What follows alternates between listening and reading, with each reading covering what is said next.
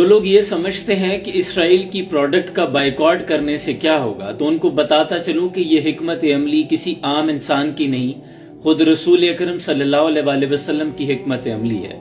जब मरीनी से दूर मदीना मुनव्वरा से बाहर यहूदियों ने खुद को खैबर के कलों के अंदर महसूर कर लिया था और खैबर के कले बहुत मजबूत फसीलों पर मुश्तमिल थे।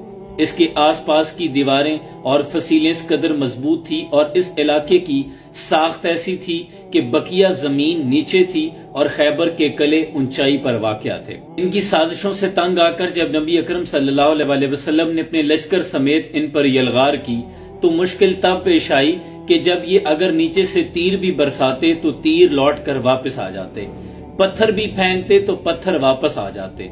कई रोज तक मुहासरा जारी रहा, लेकिन यहूदियों ने तमाम जरूरत का सामान लेकर अंदर कलों में रखा था और खुद को मैसूर कर लिया था। अब बाहर से हमला करना बेसूद था।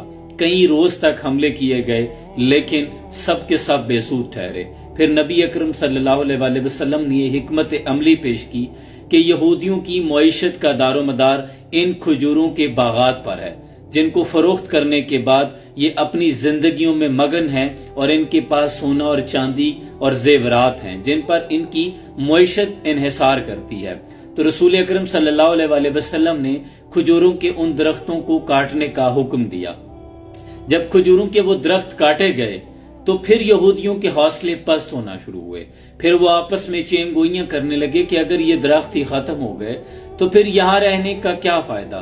फिर इस पर बहुत से यहूदियों ने सरेंडर भी कर दिया और बहुत से मारे गए।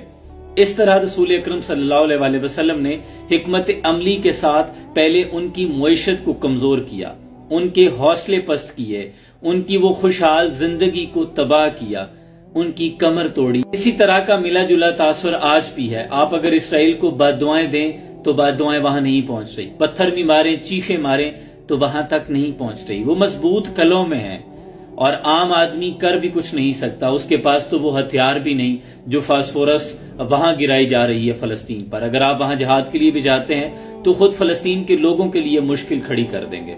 लिहाजा आपके हाथ में बाइकॉट की कुल्हाड़ी है।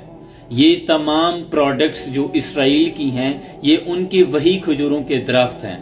अगर आप इनको काटना शुरू कर दें तो यकीनन इसके असरात जरूर पहुंचेंगे। इसलिए हर मुसलमान को चाहिए कि इन तमाम मसनूआत का बाइकॉट करे जिनका डायरेक्ट इनडायरेक्ट ताल्लुक इसराइल से है, और कोशिश करें कि ये सारी प्रोडक्ट्स आपके घर में ना आए। आपको फलस्तीन के बच्चे याद आना चाहिए, तो खुदा के लिए इतना तो करें। अल्लाह फरमाता है कि जो मुसलमान जितनी छोटी सी भी नेकी करेगा तो वो जाया नहीं जाएगी।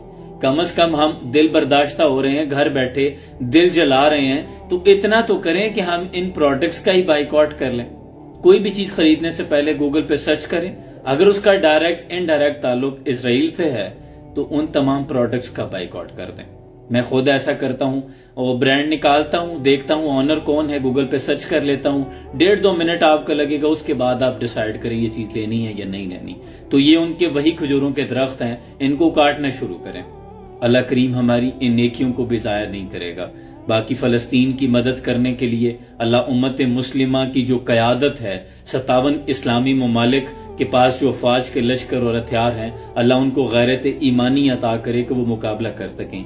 आम इंसान इसमें कुछ नहीं कर सकता सिवाय वो सिर्फ बोलने के और दिल में बुरा समझने के, और ये ईमान के नीचे वाले दर्जे हैं।